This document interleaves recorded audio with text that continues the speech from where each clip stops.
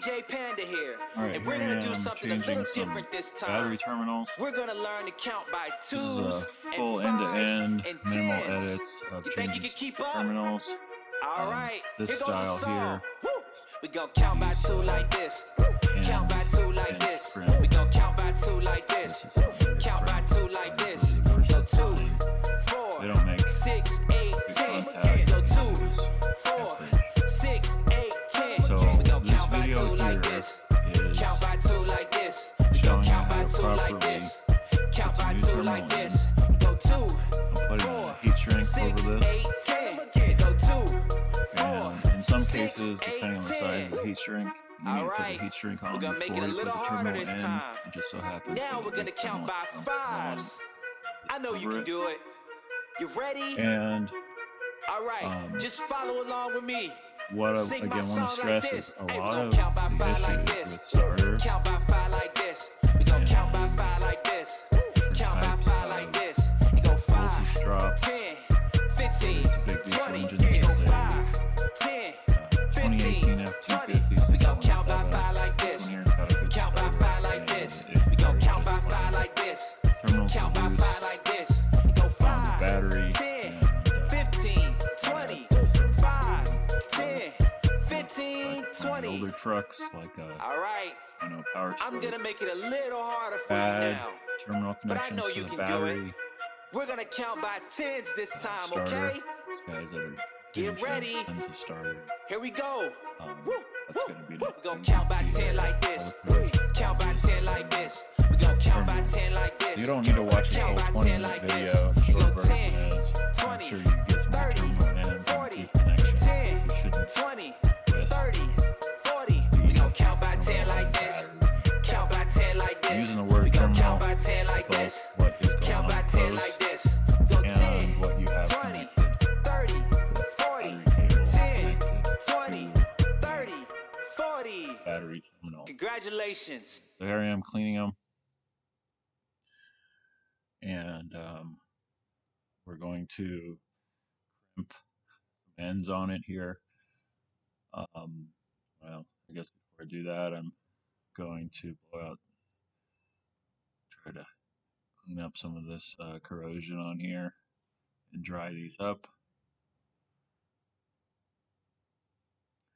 Yeah, pretty straightforward. You don't need to watch the whole 20-minute video unless you want to just see it end to end. I had minimal setup here. This is really how long it should take, maybe even a little faster. So you'll see here I run into a slight issue that these are too small.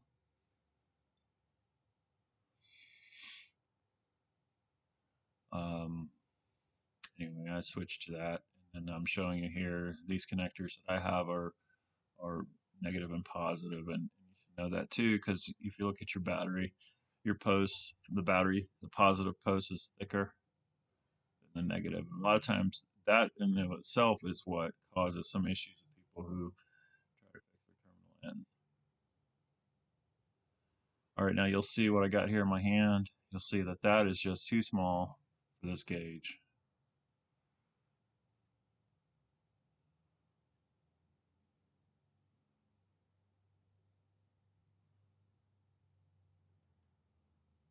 And had I cleaned this cable and stripped it, it would have been nice, and maybe even been able to make it fit in there. I doubt it though. But this was a reuse. I didn't have enough length. All right, you see that? So that's not going to work, right? All right, so I run down to the store and get a proper sized one. I think that's a 1 gauge, 1 by 3/8. And that one fits a little better. Again, what I was trying to say before is I used to sew, and that's really hard to do in the vehicle, and it just takes too long. Crimping them is probably the way to go.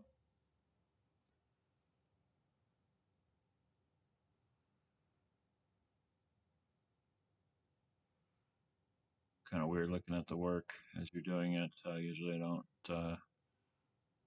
look at my work after I do it. I do it and get it done. But I'm annotating this video. All right, so there we go. It's all pushed in, and then we're going to crimp it. I'm kind of making sure the orientation is how I want it. And then I'm going to get the right size little crimp pieces for this hydraulic crimper. They're numbered.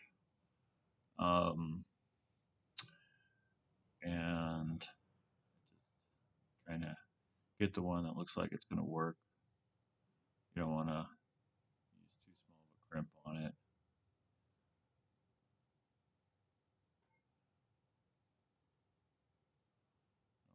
Remember what I got on here. I guess a 40. I don't know how these numbers actually correlate to the gauge. I guess I could look that up, read the manual, but you just see common sense. What is that, a 40?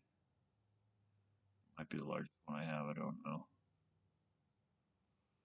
So I just kind of look at it here and see what it's going to look like when it's going to crimp it. Not very sophisticated, but just making sure I'm doing the right thing here. All right, so that's probably what I'm going to go with. On some of my other terminals, I see that they've got the numbers that match it, but those other ones that are the one I just got, that was that 1 gauge. That's a welding cable terminal, and I like those better than the automotive ones because they're heavier duty, but it depends on the situation. This is an Amazon special here. You can see it. Um, it works. I've used this probably at least, I don't know, 20, 30 times, and I guess I lied. This is a 50 on here. Maybe I'll look it up and see what the 50 is rated for as far as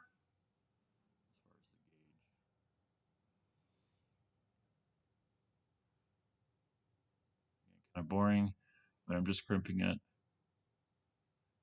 um, getting it in.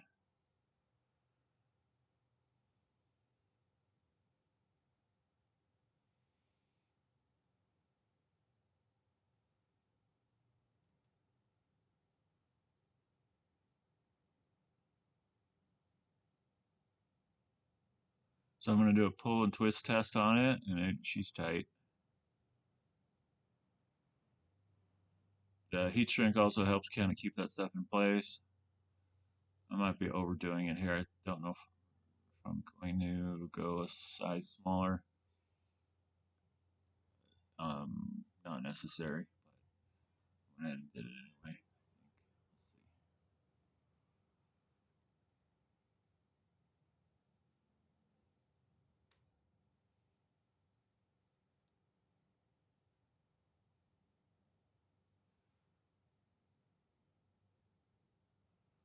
Yeah, I don't know why I did that. I think that 50 was going to be fine. I put a 35 on there. And maybe I think what I'm not liking on this is just why I went to the smaller one is that I didn't cut a clean end on it. I'm reusing the end, so it had opened up more than it needed to be. I don't believe that was a 1 gauge wire. You can kind of see here now that I've already crimped it with the 50 and I put 35 on it. Seems like it's gonna just give me a little bit of insurance again. From a shop perspective, I really can't have a vehicle come back. I mean, I don't mind vehicles coming back, but once they come back, it's like, I'm already not making money even on the first job. Definitely not making it on the comeback, especially on something like this, where this is more of a customer service issue to help this guy so he doesn't have an issue in the future. This job was putting in an SNS disaster prevention kit. I noticed these loose battery terminals. I think it only ended up just charging him for parts on this guy. All right, so I'm gonna get that heat shrink back the way I needed to. And again, this style and the type of heat shrink that I have, I flipped it over it, and I think I end up doing that later. I get 2 heat shrinks on there. So we're in this about 10 minutes. I'm almost done. Well, not exactly, but I got one more to do. We'll get this one done. This was the issue that it looked like whoever messed with this before lost a little bit of length on this terminal, and you know If we lost any more, we'd have to probably run another cable. But with this style here, we got plenty of length. I'll show you what I mean. Once I put that terminal on, it's like it came from the factory.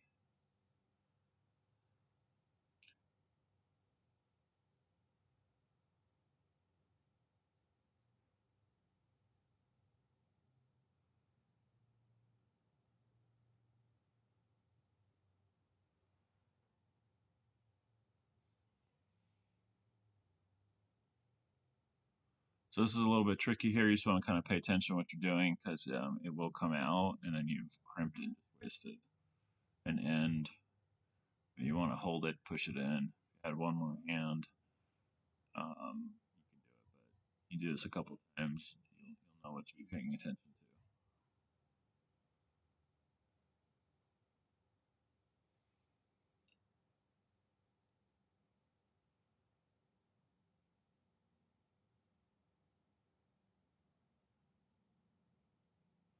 All right, so then I get the bright idea. I'm just going to kind of get it cinched on there, kind of free up what I need to do. So I just get it lined up the way I want and in place. I'm making this harder than it really is, or at least it might look harder, but you'll see.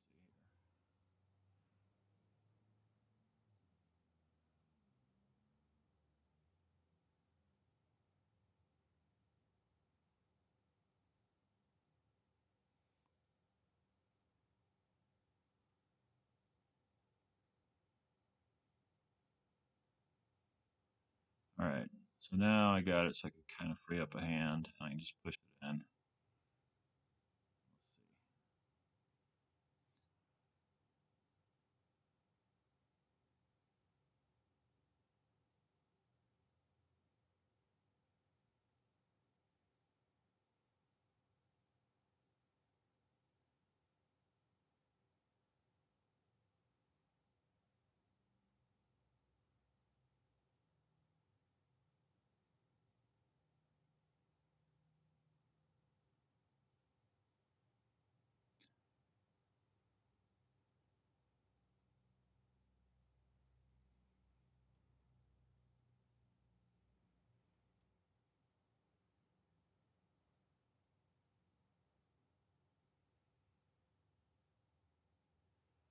It's kind of looking like an intelligence test, but really it's not that hard. We just need to stick her in the hole and keep it in place. If you notice there, I still got that 35 on there. So it looks like I could have done that initial one with that 35 rather than 50. You'll know what sizes are going to work for you and whatever hydraulic crimper you end up getting. But there you go. So now she's holding, and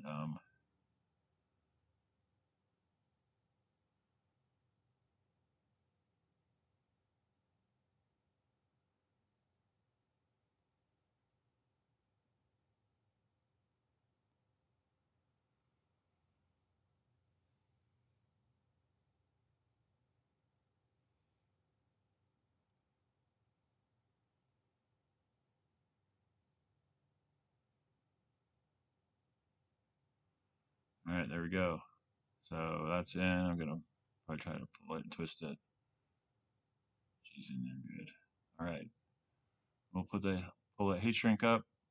Put some heat on it.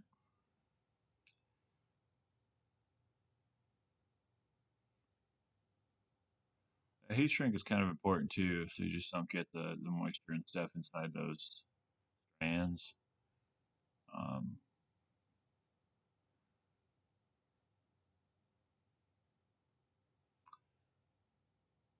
all right, so it's a little electric heat gun.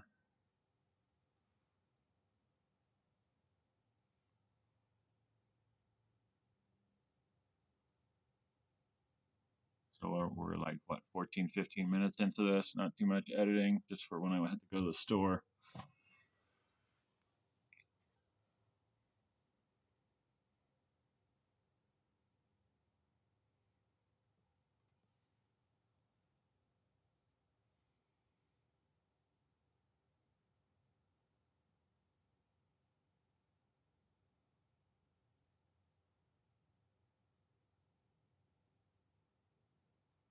And And then here, on this one here, I think I slipped another one over it.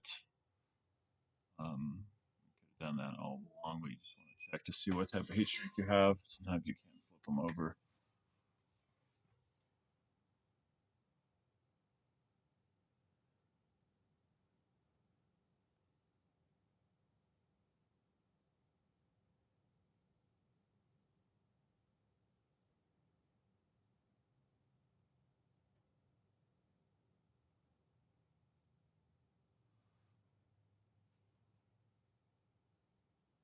All right, now we can just kind of button everything up.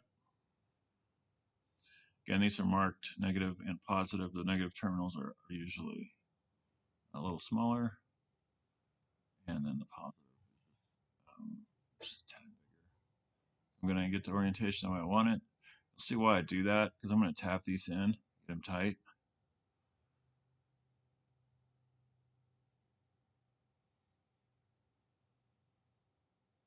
I'll show you a little trick here on how to tap those in. Before I do that, I just kind of clean these up a little bit here with a wire wheel. Don't go too crazy.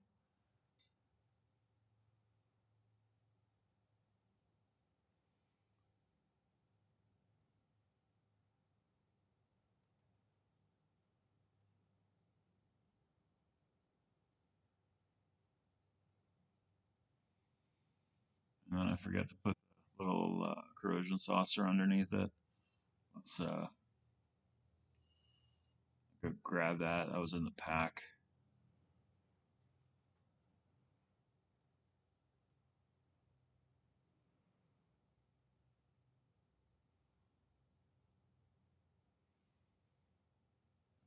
Put the red one on.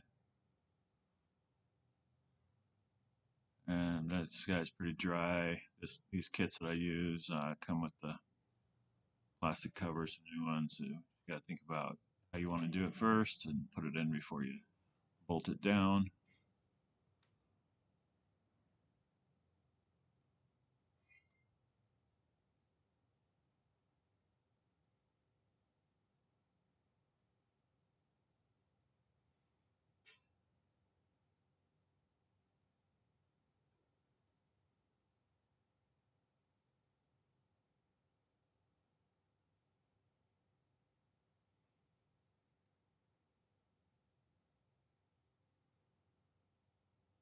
Kind of see here before it looked like that positive terminal was going to be too short, but she's right on the money.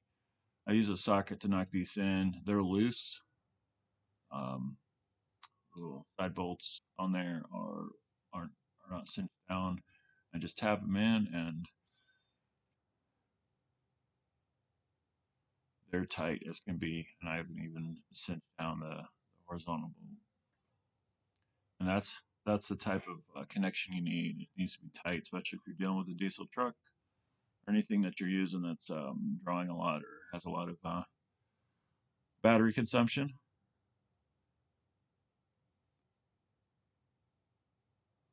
So this style here will have 0 voltage drop between that terminal and the post.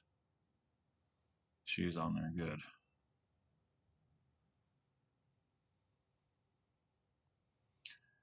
Again, I like this style here because you could add things to it very quickly.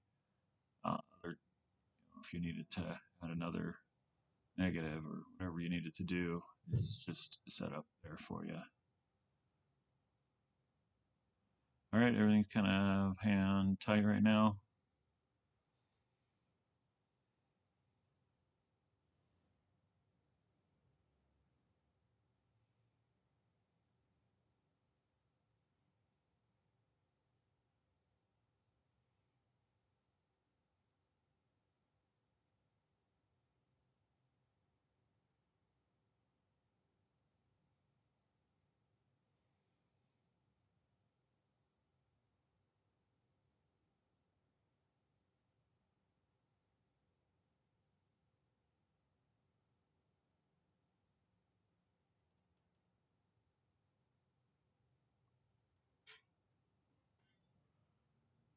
We tighten them down.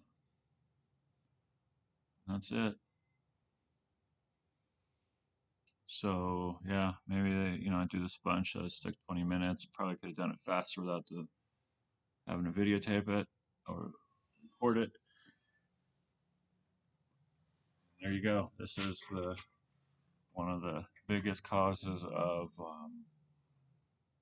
issues, even with your alternator. If you're got just loose connections, it just puts a lot of wear and tear on your charging system or anything that's got a high amp draw. You need to have really good solid connections to your batteries. And that's my test there. I turn it. You'll see, look, I can't even turn it. I don't even have that side post. That one's a little loose. But again, I haven't even tightened it yet.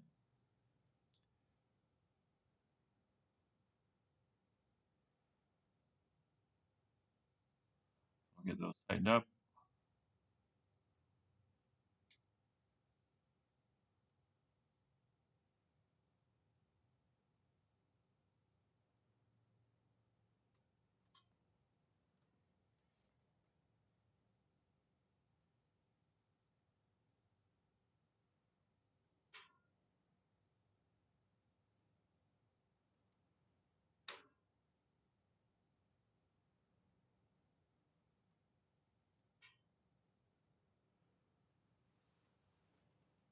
Cool little 1/4 inch ratchets fit some tight spots. I use this thing quite a bit.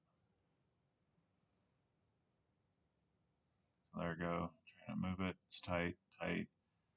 Pull that plastic insulator cover over it, and good to go here.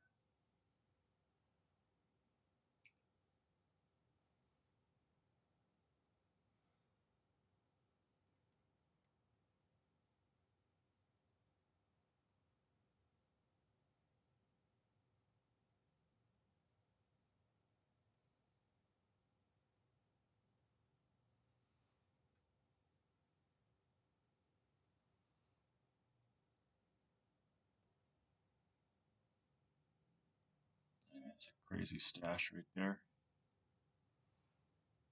Got a headlamp on. That's how I normally work.